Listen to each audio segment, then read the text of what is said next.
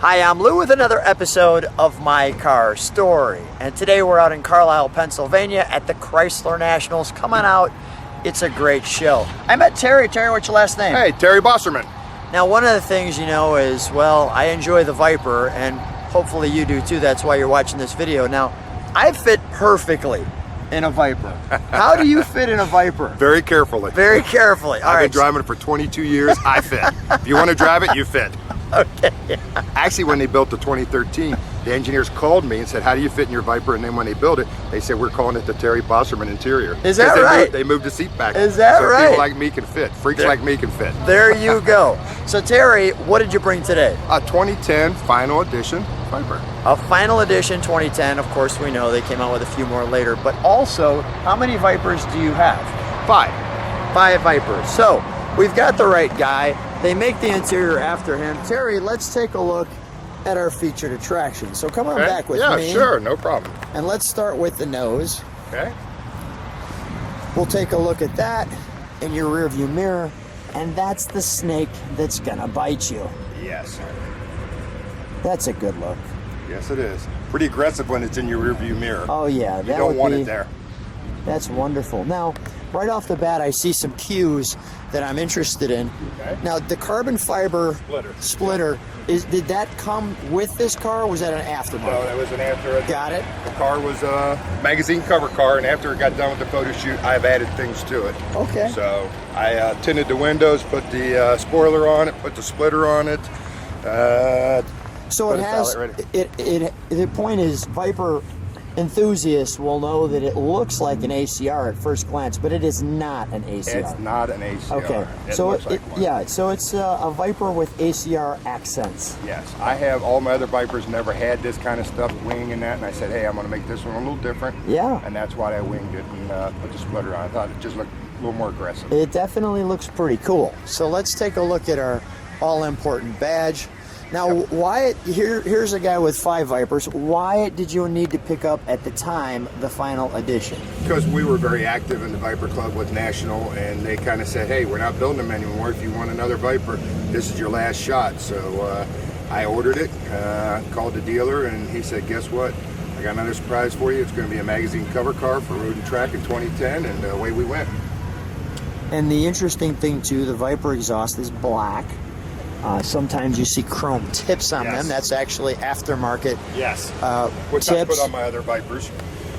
Now, these rims, are they stock? They're stock. They look cool. Yeah, well, they're lightweight, and they give you a lot of air movement. So, and of course, this is a 4-color paint scheme on this car, which is unusual from Viper from the factory. But Mark Trussell, who did the design of it, he kind of wanted to put a lot of accent into it and bring out different things in it. So yeah, I saw the SRT there, and that was the tip that said this came with the car. Yes, correct. Now, obviously, the big wing. Yes, did not come with the car, but it was added on by a company called Prefix, who did all the paint work for Viper.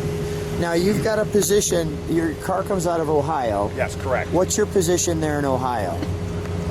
With the club? With the club. Oh, I used to be president for a number of years. Just last year, I have resigned from it because I've done it so many years. Yeah, well, good for you. I've been in Viper Club for 22 years. Probably 12 of those years, I was president of Ohio Viper Club. Saw the car, you knew you loved it. Yep, had to have it. End of story. So let's take a look in the trunk. Okay.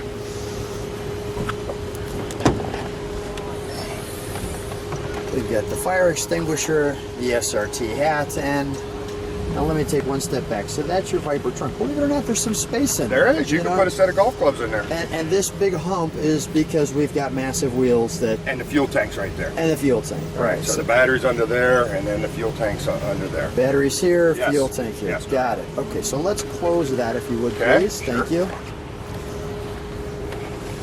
May I? Yes, you may. Thank you. Yeah, go ahead.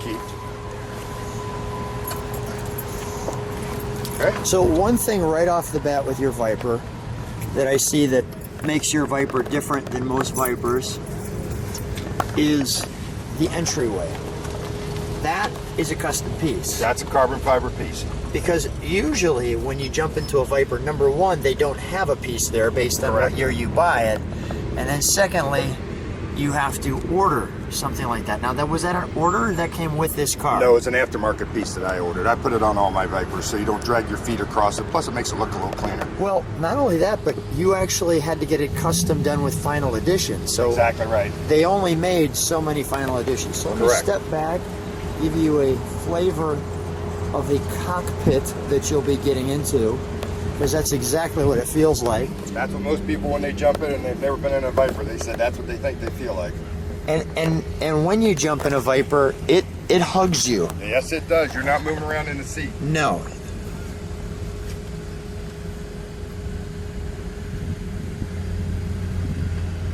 And you see from the plaque on the console, it's 250. Now, a question for you on the gauge. I'm going to check that in just a second to follow you. So let me do that now. Okay. So there's the special plaque. Right.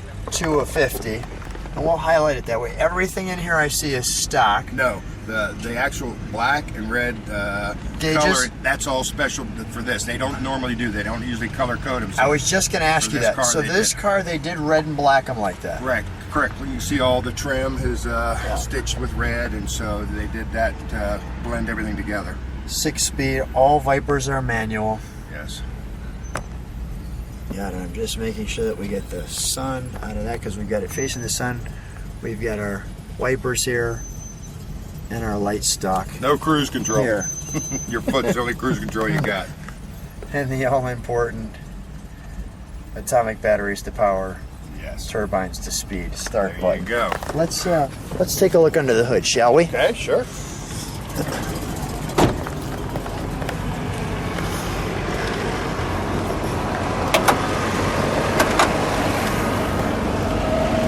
So we positioned it so, although the trunk was in the shade, well, the all-important heart of the beast is well lit.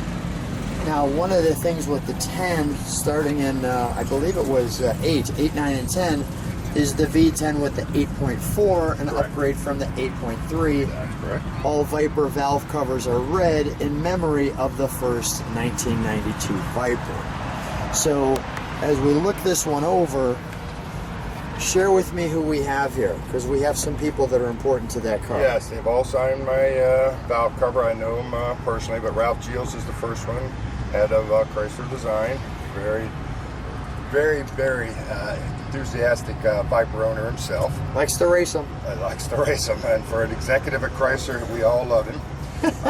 Dick Winkles went to Lamborghini, studied the V10, brought it back, developed the engine, and he's been with the engine the whole way, just recently retired. In fact, he actually delivered the first Viper to Jay Leno. We've seen pictures of that, so that was kind of cool. Herb Helbig is called the Grail Keeper. He was basically the on-the-floor engineer guy that made everything come together during the first years of the Viper. He's now retired. Graham Hinkle was the engineer for the current Viper at Dodge, and then Mark Trussell at the end, he's the design engineer, so he actually did the paint scheme, and he's done a lot of things. So they're all good friends, good people, and so I was pleased to have them sign my valve cover. Yeah, it's nice to know people like that when you're your height and you need to get into a Viper, because they can help with the design. Yes. I mean, it's just that simple. In 2013, when they came out with the new design, they actually called me and said, Terry, we're looking at the interior to make it bigger, and so we're going to push the seat back some, and we're going to call the 2013 the Terry Bosserman interior. So when we went to New York and saw the first new Viper, that's what they told me, hey, go fit in it and see if you fit in it, because I'm 6'7", so everybody says, how do you get in the Viper? Well, if you want to drive it, you find out and you get in it. So do your legs move comfortably with the pedals? Been fine. I've No drag problem. raced it, road raced it, and helmet. I wear a helmet, so you just gotta lean a little bit. You Yeah, got a little bit of a lean, you know. But kind of that back in the 60s or 50s when we used to lean on the inside. exactly right. Got it. In fact, we had a guy in our club that was 6'10". Wow. Drove a Viper. Now he had to have a special lowering, and I bought lowering kits for my seats, but I've never used them because I'm comfortable the way it is. I don't need to lower it, so I can drive it good. What's your reaction? Yeah, I know you drive this one here. What's your reaction? What's people's reaction when they see your car? Most people love it. If you go to a regular car show, most people don't. If it's a Chevrolet Ford, they don't really get into the Viper. But as you go to a Chrysler show, they understand the Viper. They know it's a unique vehicle. And so a lot of people do like to take a look at it and say, yep, I'd love to have one. Wonderful 24-hour Le Mans car. Yes, yes. So I'm going to show one other thing that I saw, which is, and this is your car. That is my car. On Road and Track. So here's 2011. Yes, that's this car. Yes, it is. On that, the next gen Viper for 2013 here, but there's the 2011 car. Before I put the wing and splitter on in it. October 10. Yes, sir. That's nice. Yes. Okay. And I want credence to the car. Yeah, let's show one other thing too, because this piece over here in 2010, which is supposed to be the last of it, but this is from your club. Put that up there at the time, but it shows the special editions and how many of each one were made. Yes, it does. It tells you exactly how rare your car is. Look at that. Now, was this custom made by your club, or? It was put out by Chrysler, and then we had a gentleman that made it into put this club banner. logos. Yes. We have a guy in the club that has one of the orange ones, and he wanted it to start with. As soon as I saw it, I said, yep, I want one for my car too. Now they're showing like 1, 3, and 5. Is this a stripe pattern here? Is that what they're showing? That's all it changes. Gotcha. All right. So we're just saying some of the So difference. a lot of it's just different paint schemes. Gotcha. You know, after that, then they went, you can make your car one of one. So they went into that program, but this time it wasn't quite prevalent as much as it is in the Gen 5 Vipers. Now I am seeing something that I haven't seen before. I'm seeing ACR 12%, ACR X. What's the race car? Basically built for competition road racing.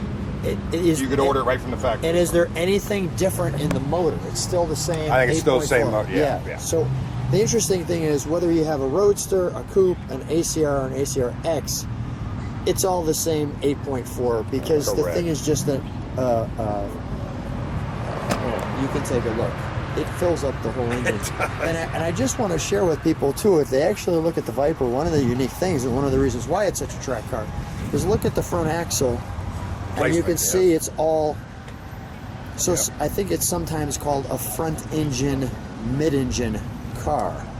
So it's all behind the front axle. And you look at the brakes, and I mean, this thing just handles like a beast. And, and it's a little challenging shifting, but that's the fun of driving That's the fun of driving it, yeah. Right. A real man drives the stick. Real man drives the stick, yeah. Terry, what a treat to share your car. Thanks so much for coming out to the Carlisle Chrysler Nationals. Thanks for being on My Car Story. Okay, you're welcome. Viper guy.